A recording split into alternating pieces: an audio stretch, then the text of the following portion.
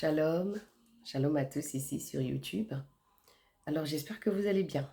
Moi ça va. Je viens encore un petit peu auprès de vous parce que j'aimerais partager quelques écritures et interpeller toutes les personnes qui disent « Oui, moi Dieu ne m'aime pas.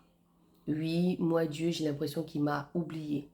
Oui, moi Dieu j'ai l'impression que quand j'ai pris, il ne m'écoute pas. » Nous allons partager, je vais vous partager quelques petites écritures pour vous dire combien de fois la fidélité de Dieu est bonne envers nous. Sauf que c'est nous qui ne faisons pas le premier pas devant lui. C'est nous qui avons une façon de réflexion et après on se dit, Dieu ne nous aime pas. C'est pour toi que je fais cette vidéo. Toi qui te plains tous les jours. Toi qui dis, Dieu ne m'aime pas, j'ai l'impression qu'il ne m'aime pas. Je vais te donner quelques petits éléments qui te feront comprendre que, en gros, c'est toi qui ne l'aimes pas. Lui, il t'a toujours aimé. Merci Seigneur pour ce moment. Merci mon Dieu, mon roi, de m'accompagner. Merci Seigneur de m'accompagner dans cette petite exhortation et prends ta place. Et touche encore chaque personne qui sera susceptible d'entendre ce message au nom de Jésus. Amen. Alors, je vais aller un petit peu dans le livre de 1 Jean. On va commencer par le verset 15. Celui qui confessera que Jésus est le Fils de Dieu demeure en lui et lui en Dieu. Et nous avons connu l'amour que Dieu a pour nous, et nous y avons cru. Dieu est amour, et celui qui demeure dans l'amour demeure en Dieu. Amen. Et Dieu demeure en lui. Tel il est, tel nous sommes aussi dans ce monde. C'est en cela que l'amour est parfait en nous, afin que nous ayons de l'assurance et au jour du jugement, la crainte n'est pas dans l'amour, mais l'amour parfait bannit la crainte, car la crainte suppose un châtiment, et celui qui craint n'est pas parfait dans l'amour. Au verset 19, pour nous l'aimons parce qu'il nous a aimés le premier. Si quelqu'un dit « j'aime Dieu » et qu'il haït son frère, c'est un menteur. Car celui qui n'aime pas son frère, qu'il voit, comment peut-il aimer Dieu qu'il ne voit pas? Et nous avons de lui ce commandement que celui qui aime Dieu aime aussi son frère. Mais ce n'est pas là où je vais vous emmener. On va revenir sur le verset 19. Pour nous l'aimons parce qu'il nous a aimés le premier. C'est-à-dire que Dieu t'a aimé le premier. Donc quand je t'entends dire « Oh, j'ai l'impression que Dieu ne m'aime pas », j'ai envie de te dire, tu as entendu ce que la Bible dit ici dans 1 Jean 4, mais je préfère que tu lis tout le chapitre de 1 Jean 4, à partir du 1er jusqu'au 21, pour que tu comprennes cette histoire, l'amour que Dieu a pour nous, les hommes que nous sommes. Et puis je vais quitter là, et je vais aller ailleurs. Je vais aller dans un autre chapitre. Je vais aller dans Romains, d'accord? Je vais aller dans Romains.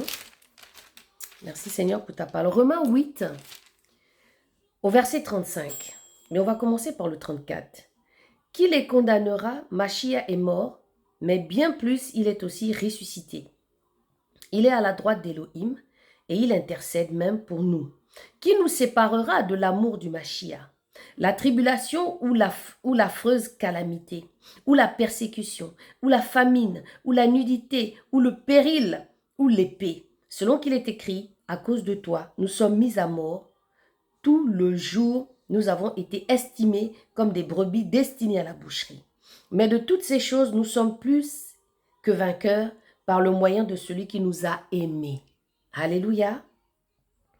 Car je suis persuadé que ni la mort, ni la vie, ni les anges, ni les principautés, ni les puissances, ni les choses présentes, ni les choses à venir, ni la hauteur, ni la profondeur, ni aucune autre créature ne pourra nous séparer de l'amour d'Élohim dans le Machia Yeshua, notre Seigneur. Voilà, je vous ai lu le Romains 8. Et là, pareil, lisez aussi tout le chapitre pour que vous puissiez rentrer dans l'histoire même, pourquoi ça a été dit. Là, j'ai commencé par Romains 8 au verset 34, et vous voyez ce que ça dit ici. Qui les condamnera? Qui les condamnera? Machia est mort, mais bien plus, il est aussi ressuscité. Il est à la droite d'Élohim et il intercède même pour nous. Qui nous séparera de l'amour du Mashiach? La tribulation ou l'affreuse calamité? Ou la persécution, ou la famine, ou la nudité? Ou le péril, ou l'épée, selon qu'il est écrit, à cause de toi, nous sommes mis à mort. Tout le jour, nous avons été estimés comme des brebis destinées à la boucherie.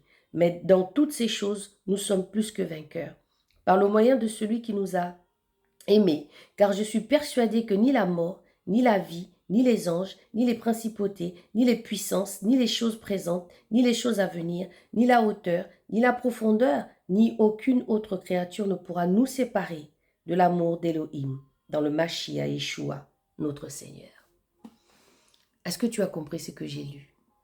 Est-ce que tu comprends ce que ça dit ici? Ni la mort, ni les principautés, ni la nudité, ni la calomnie, ni les persécutions ne pourra nous séparer de l'amour de Yeshua Mashiach. Donc pose-toi maintenant la vraie question. Qui aime qui? C'est lui qui ne t'aime pas? Ou c'est toi qui fuis à chaque fois que tu as des tribulations? Ou c'est toi qui t'éloignes parce qu'il t'arrive des événements à cause des problèmes du monde? Tu ne t'attaches pas à lui. Et tu es le premier à dire, il ne m'aime pas, il ne m'a jamais aimé. Alors que lui, il est toujours là devant toi. Il est toujours... La Bible dit que celui qui frappe, il l'ouvre. Celui qui cherche va le trouver. Mais comme toi, tu es trop submergé dans tes problèmes. Tu es trop submergé dans ces choses. Tu accuses Dieu. Et tu te dis, non, c'est lui en fait qui ne m'aime pas. Parce que je viens vers lui, parce que je prie, parce que je l'appelle, mais il ne vient pas. Mais de quelle manière tu viens vers lui? La parole de Dieu dit que on ne sait pas prier à Dieu. Je te conseille d'aller lire le livre de la Genèse, Bereshit, l'Ancien Testament. Tu prends seulement la Genèse et tu commences à la méditer. Et tu vas comprendre beaucoup de choses. Tu vas comprendre la promesse, tu vas comprendre comment demander à Dieu, tu vas comprendre comment avoir confiance en lui et tisser une alliance avec lui pour pouvoir évoluer dans ta marche. Donc, à partir d'aujourd'hui, toi qui vas passer sur cette vidéo, arrête de dire que Dieu ne t'aime pas. Il t'a toujours aimé, il a toujours été là. La parole dit que on l'aime parce qu'il nous a aimés le premier.